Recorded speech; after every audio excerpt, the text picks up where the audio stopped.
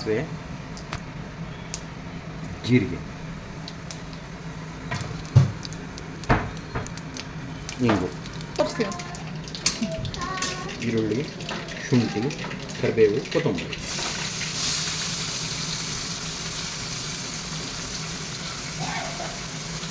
ತುರಿದಿಟ್ಕೊಂಡಿರುವಂಥ ಶುಂಠಿ, ಕರಿಬೇವು, ಸ್ವಲ್ಪ ರುಚಿಗೆ ಉಪ್ಪು.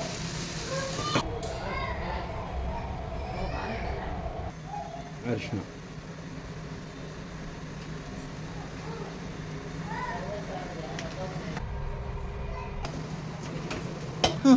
ಬೇಯಿಸಿರುವ ಆಲೂಗಡ್ಡೆಯನ್ನು ಹಿಸುಕಿಕೊಂಡು ಇಟ್ಟುಕೊಳ್ಳುವುದು.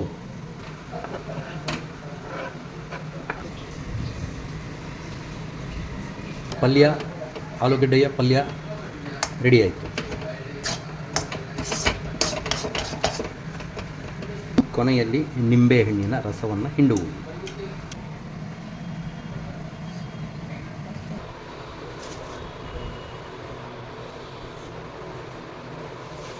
ಕಡಲೆ ಹಿಟ್ಟು, ಅಕ್ಕಿ ಹಿಟ್ಟು, ಉಪ್ಪು, ಇಂಗು, ಅಚ್ಚಕಾರದ ಪುಡಿ, ಓಂ ಕಾಳು, ಕಾಯಿಸಿದ ಎಣ್ಣೆಯೊಂದಿಗೆ ಚೆನ್ನಾಗಿ ಗಂಟಿಲ್ಲದೆ ಕಲಸಿಕೊಳ್ಳಬೇಕು.